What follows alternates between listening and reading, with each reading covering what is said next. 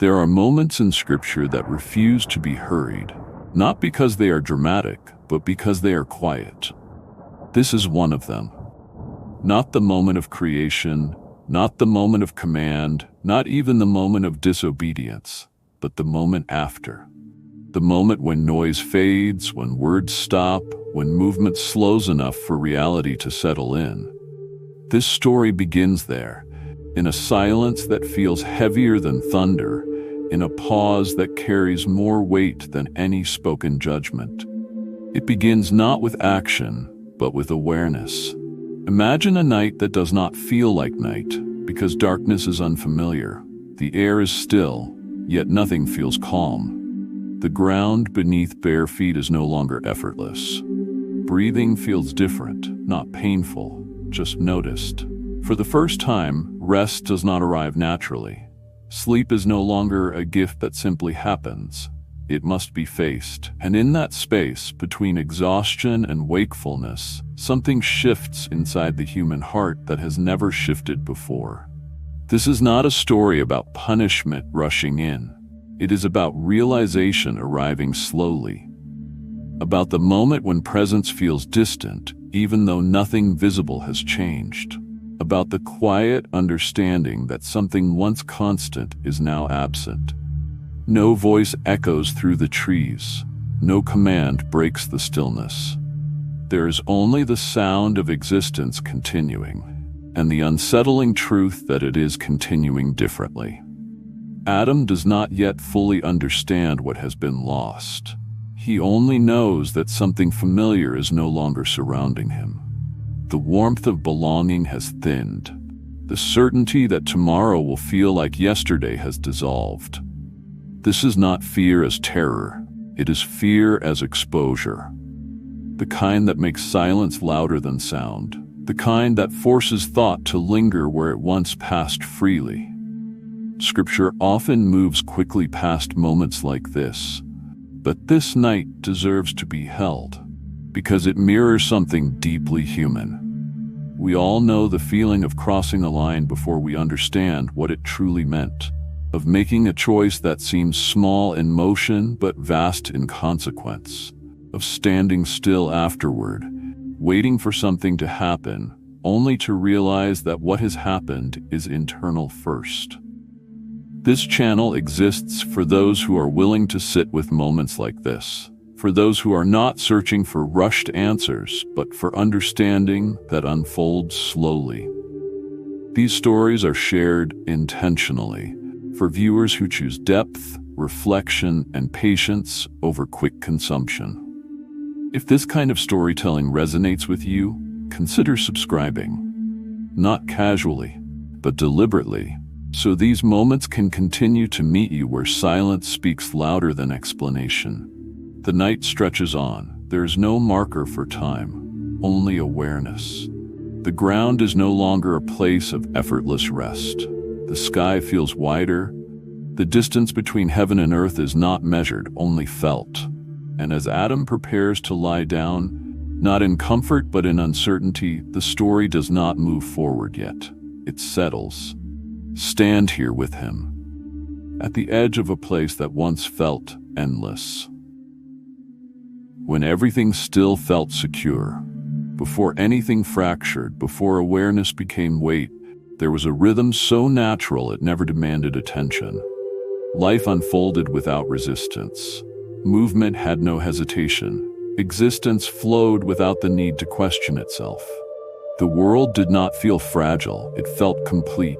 Each moment carried into the next without tension, as if continuity itself was guaranteed. The environment did not announce its perfection.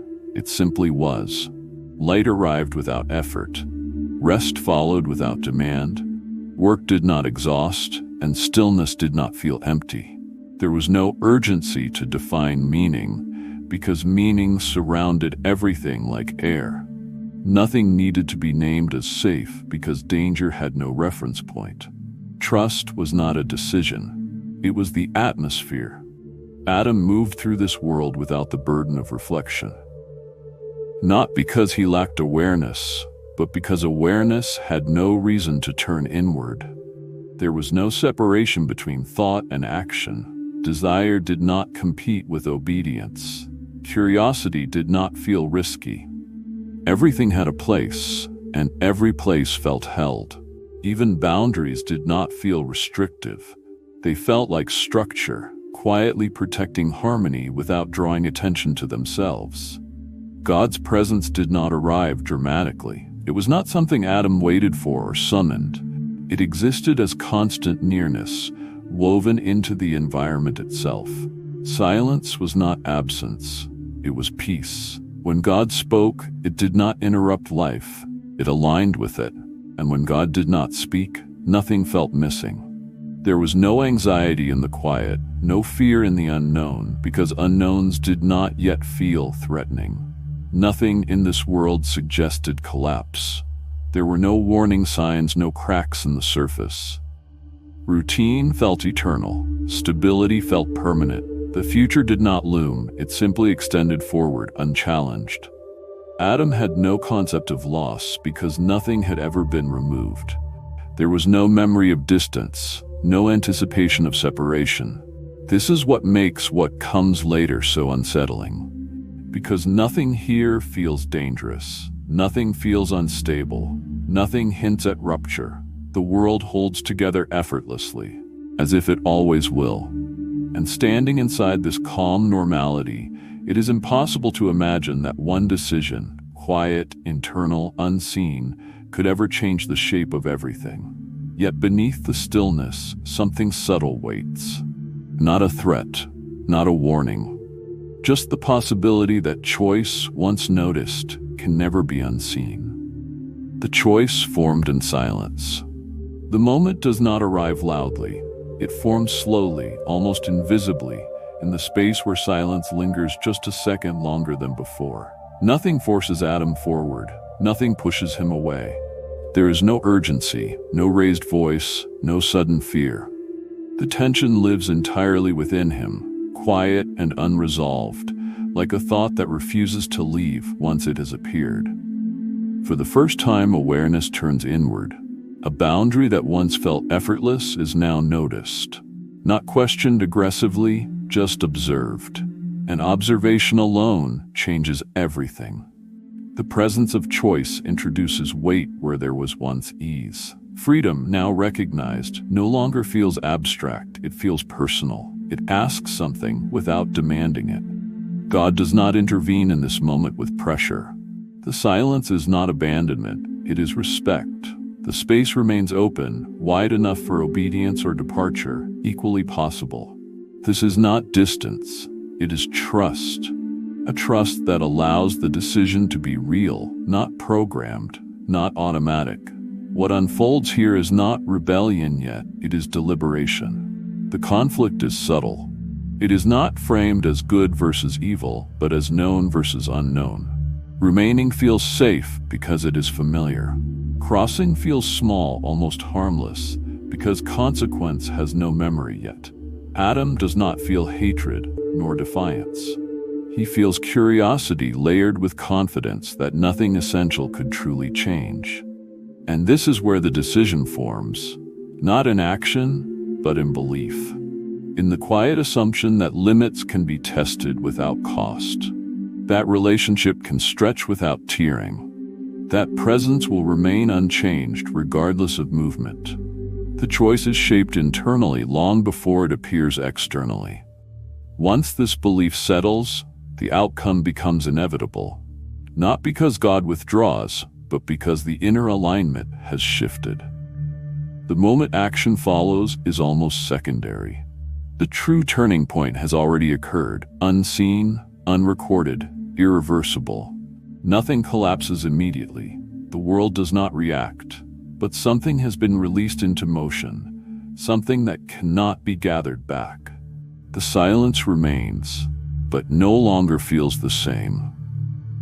What changed without noise? Nothing strikes the earth, no voice tears through the sky. The world continues to exist, almost unchanged, and that is what makes the moment unsettling. Adam still breathes. Light still moves across the ground. The trees do not vanish. Yet something essential has shifted. not outwardly but inwardly. Awareness sharpens, and with it comes distance, subtle but undeniable. The first consequence is not pain, it is exposure, a realization that was never needed before. The self is suddenly visible, no longer fully sheltered by presence. What once felt natural now feels observed, not by God, but by conscience awakened too late to retreat. The environment has not turned hostile, but it no longer feels entirely safe. Comfort thins into vulnerability. There is no instant destruction, no immediate exile. The separation begins internally, as perception changes. The same world is now experienced differently. Silence carries weight, stillness feels tense. The absence of constant reassurance becomes noticeable, not because God has vanished, but because awareness has shifted from relationship to self. Distance enters quietly, not as rejection, but as consequence. A line has been crossed, and even though the ground remains firm, the sense of belonging no longer rests easily. Adam becomes aware of limitation, of responsibility, of self in a way that cannot be undone. Innocence does not shatter loudly, it dissolves. This is the nature of consequence here. It is not about punishment falling from above. It is about a condition changing from within. The cost is not immediate suffering, but altered perception. The world has not grown cruel, it has grown honest, and honesty, once uncovered, cannot be covered again. Nothing is taken away all at once. Instead, what is lost is the ease of being. Rest now requires effort. Stillness invites thought. The night feels longer because sleep no longer arrives without question. Awareness remains awake even when the body seeks rest. This is how the separation begins, quietly. Why we keep standing here. This moment does not remain in Eden.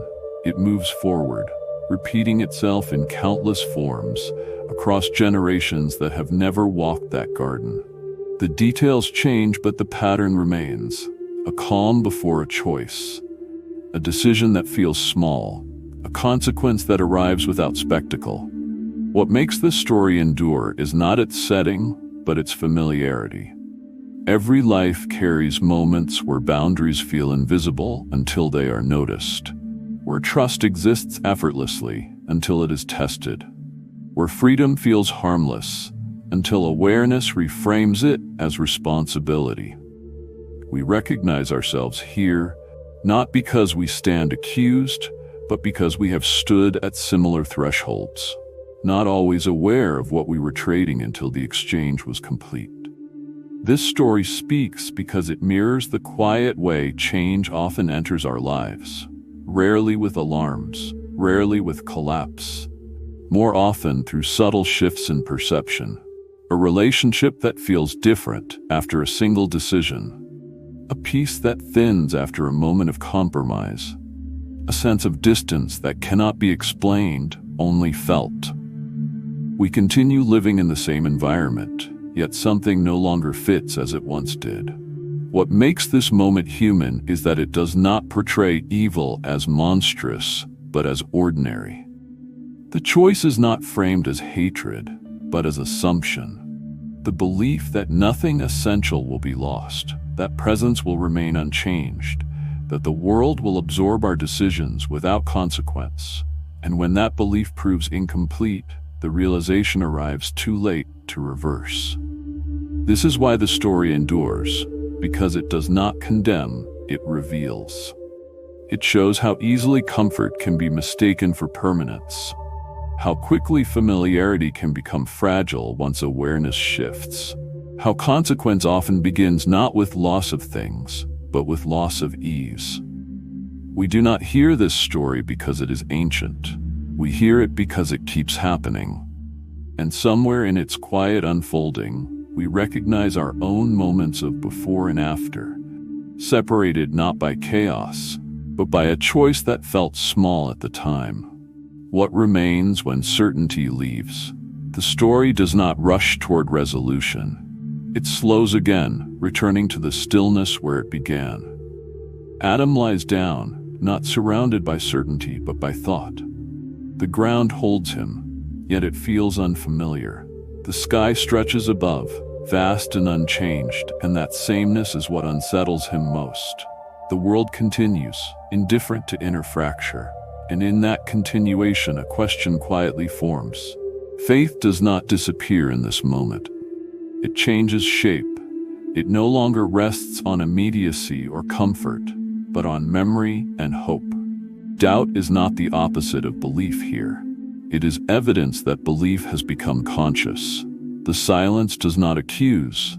It invites reflection. Not answers, but awareness. This is where the story leaves us, not with a moral sealed tightly at the end, but with a pause that echoes beyond the page. Because the first night outside Eden was not the end of relationship. It was the beginning of a different kind of faith. One that must be chosen daily. One that exists without constant reassurance. One that learns to listen when silence replaces certainty. What remains is not condemnation but responsibility. The awareness that choices shape perception. That distance can be felt even when presence remains near. That faith often begins where ease ends. Adam's night does not resolve quickly, and neither do ours.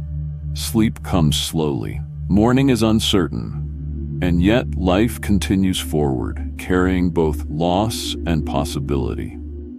These stories are shared for those who value depth over speed. For those who are willing to stay with Scripture long enough to hear what it whispers, rather than what it declares loudly. If this kind of unhurried reflection speaks to you, consider subscribing intentionally, not for routine viewing, but to continue engaging with stories that invite thought, patience, and quiet honesty. The night holds, no conclusion arrives, only a question lingering gently. When certainty fades, what do you choose to trust? And the silence waits for your answer.